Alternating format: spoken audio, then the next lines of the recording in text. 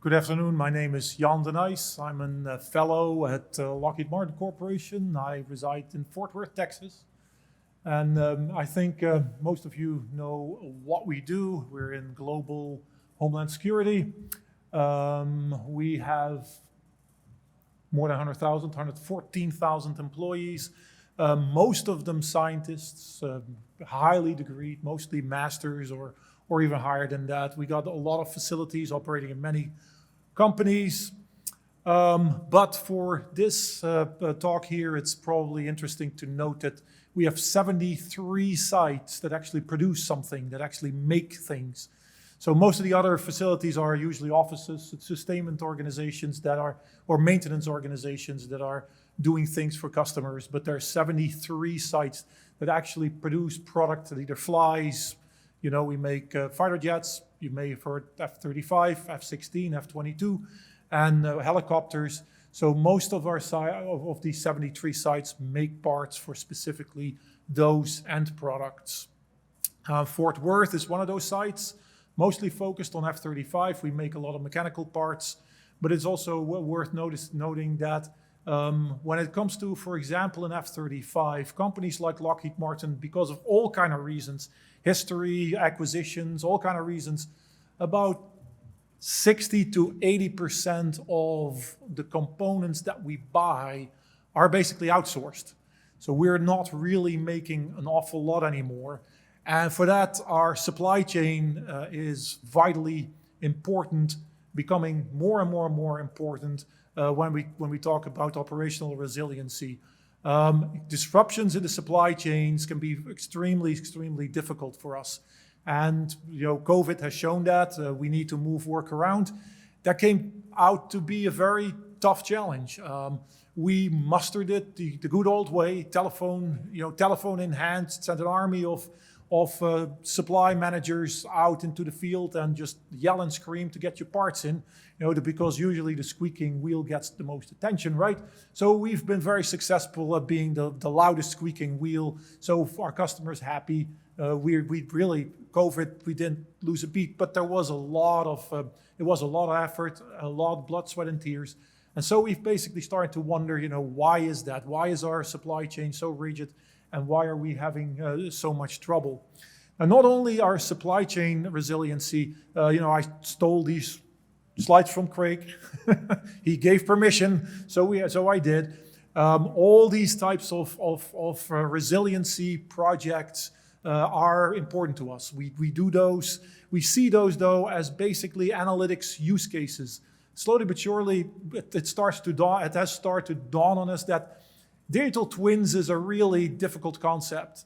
What digital twins really are looking at is a conglomeration, a suite of analytic solutions. And these analytic solutions, they're built based on data. So yes, we want analytic solutions to lower our energy consumption. And guess what? Yes, we're having those.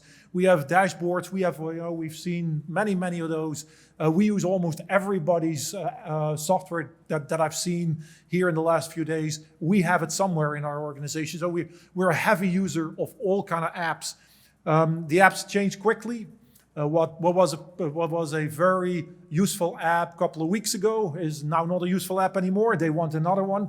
And really, this is going to be something that's going to be strategically not changing. We need to have a very specific architectures built around the fact that apps are going to change all the time. The analytics, the tools we use for the analytics are not stable. They're going to be disrupted all the time because somebody else finds a better mousetrap. And we, the large end users, should take advantage of all those. We can't get to a point where we say like, well, there's a great app out there, but yeah, we decided to standardize on this, and therefore we can't do that anymore. That's just unacceptable. The apps will change almost as fast as I change my underwear, I usually say. It is like that. We did some analytics platforms, and by the time we had them implemented, everybody said that we were like, so last year, we need to come up into the 2022nd year, if you will, because we're not talking about decades anymore. It just changes every year.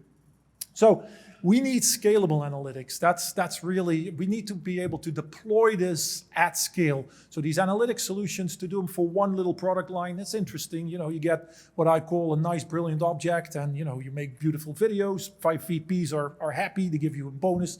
But then they ask you, well, okay, now implement it on another program. You did it for a missile, now do it for a helicopter. And you start from scratch. And that's the time that they really are not getting any happier anymore. So that is we have a very variety of products that we make. They go underwater, they go in space. Our products go anywhere. And so what you have is you have all these brilliant objects, and then you can't move that knowledge to another product line. It's just very, very difficult. And so they see themselves investing over and over and over in exactly the same effort, different tools, but it's all starting to be the same thing, like engineering simulations, right? We do it in one platform and another platform, and they keep asking for a lot of money. One of our biggest problems is, for example, on all these tools that we have, to pay the maintenance. The maintenance bills on tools starts with a B. Are just the bill for the maintenance on tools starts with a B for Lockheed. That's how many tools we have. I mean, that's just unbelievable, the amount of money we spend. And so we are also looking at SaaS, software as a service, very, very important to us, these types of things. We need to have analytics we can deploy everywhere, so that we can have one solution that does the same job instead of 4 solutions or 20 solutions in different areas that are actually doing exactly the same thing.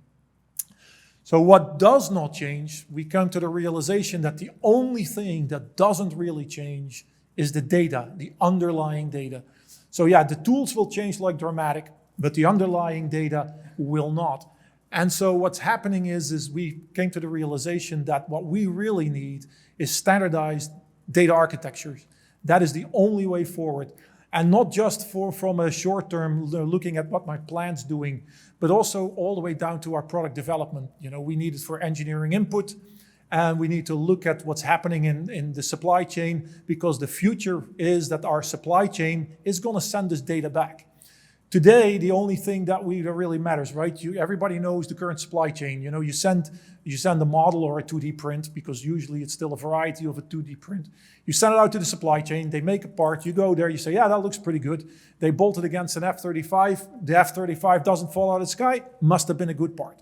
That is the current situation. The future is that with the part, I'm going to require data artifacts to come back. I want to know how you made the parts. I want to know how you tested the parts. So when I place an order, I need data to come back. Now, if everybody's going to send me sticky pads, PDFs of sticky pads, ain't going to work. So I will define what kind of data I'm going to get back. So not only data architectures for data that's going into my supply chain, we will also have data requirements, specialized, standardized requirements for data coming back from the supply chain. Now, there's 2 ways we can do that, and I think I'm going to we'll get to that. I can either write another Lockheed Martin spec, but everybody, we love when you say like, hey, I'm Lockheed Martin, here's another spec you have to deal with. People hate that. So instead of trying to develop our own new data architecture, our own new spec, we have decided that we are going to require data standards. Now, I'm basically a prismatic manufacturing guy. I'm a milling guy, as they say in my industry. So I'm sorry, the next couple of slides are very much towards drilling and milling and all that kind of stuff. But in my part of the business, in my part of the industry, the sourcing of prismatic parts, if you will, there are starting to be some clear winners when it comes to the engineering input to my downstream consumption. To me, when I'm a manufacturing guy, to me, engineering is an input. So it's of course for engineering, it's the output. For me, it's the input.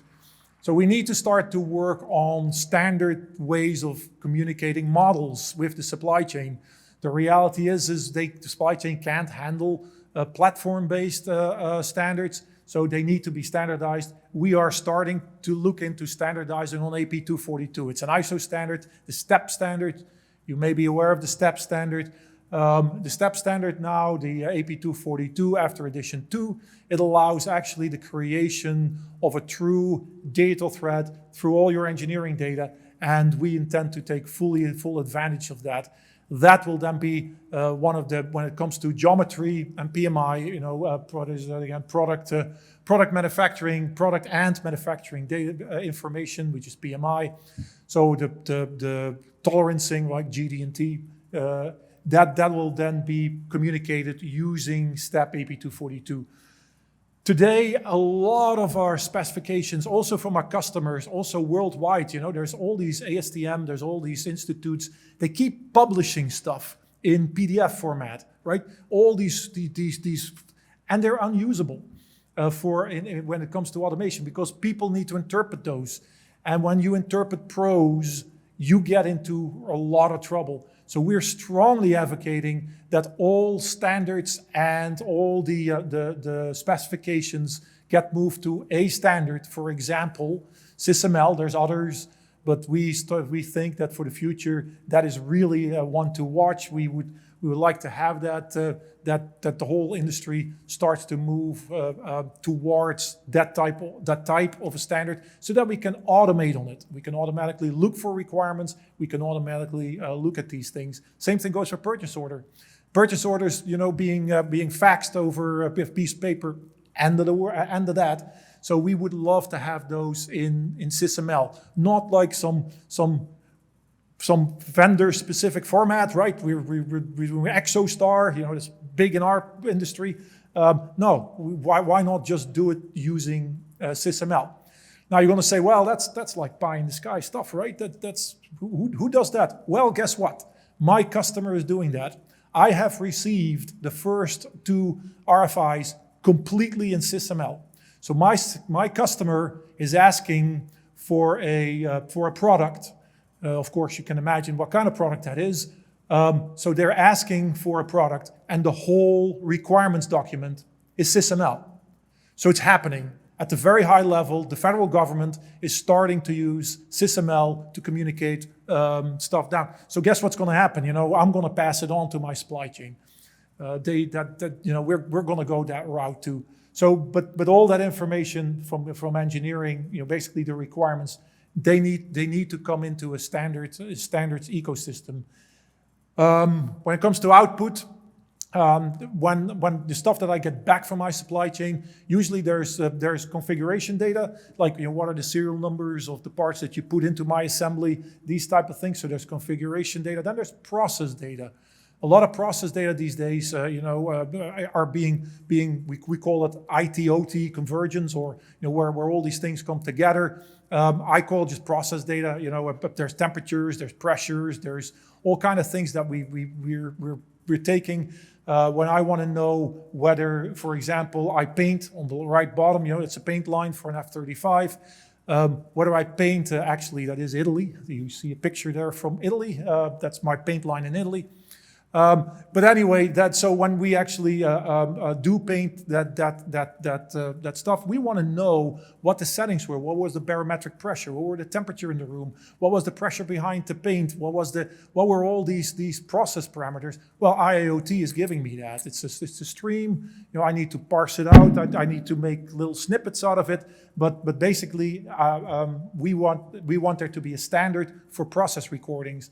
And then we also need a standard for test data. Test results data will need to be communicated to us. Almost everything these days is tested, right? Specifically when it gets to stuff that flies us, things that get into airplanes, they get mostly tested. We need standards for that too. Standards around test data are extremely important because they are basically the certificate that allows you to actually fly that part. Today, that's done on PDFs, and PDFs get put in a file cabinet, and then after a couple of years, people throw the file cabinet out. It's very difficult to keep that data. Within the aerospace industry, we have, though, some really unique challenges, and that is that our products last incredibly long. That's something different than other industries. We are, if you look at the C-130, you may have heard the name Hercules, the freight, the lifter, the heavy lifter, built started to develop in 1954. There are still 1960s C-130s out there that are still flying today, and my customer expects me to maintain them still today. So we're saying basically our data needs to remain valid for 70 years. So that's a real interesting thing. They want to understand process data and test data for the coming 70 years. And they're challenging us, how do you do that? And we can't do that in a vendor-specific format. Dassault Systems, the makers of CATIA software, have proven, actually started this whole this whole inquest, if you will, because when they went from V4 to V5, they abandoned V4. So if you have a V4 model, you cannot pull it up in V5. To go from V4 to V5 is incredibly difficult. From V5 to 3DX, to V6, if you will, same problem. They abandoned the data structure. And so our customers saying like, look, we got all these V4 data. How are we going to look at it? We can't do anything with that V4 data. So it's unacceptable to store your data in a vendor platform format. You need to go vendor neutral. That's why we're advocating for that. We're really pushing hard for that. So why are we're doing that? We really want to have better insights. Our data needs to enable at-scale analytics. It should not enable just a little snowflake, right? A beautiful little video somewhere with a plane flying. We're very good at that. Look it up on YouTube, and we fill the airwaves with all kind of beautiful videos. But they're snowflakes. We need to, at scale, we need to be able to do it for the different product lines. That is our next challenge. And then also we need to do that so that we can have better visibility in the supply chain. We need to be able to rejigger the supply chain quickly based on data. And when something like COVID happens, we're starting to find ourselves way too inflexible. And so we need to have flexibility, more analytics, so that we can rejigger supply chain. So that's already what I talked about, but also we need to be able, it needs to enable all kind of sustainability goals that we have. Yes, we're also very much driven by sustainability goals, even though, we can get exceptions easily, because when it really starts to get hot there, everybody wants their stuff quickly. We probably understand, we're in that situation now. But no, we are also looking at a lot of sustainability. For example, lead.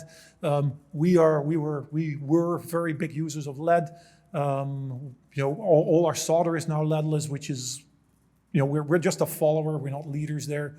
But another one is they found, we did a Pareto, and we found that operations is also a big user of lead. There's some special reasons for that. And now we're being forced to also start to look at different materials. We're always looking at replacing beryllium. In our world, beryllium is still very big. For all kind of reasons, that's out. We need to find different things. So we have sustainability goals that we need to meet. For us, those are not super important. Again, when the world gets on fire and suddenly nobody cares, that is the way it is. When you have to fight. But in general, we are seeing a lot of pressures from most of our customers, to really do well in those areas, and we do. And that's it.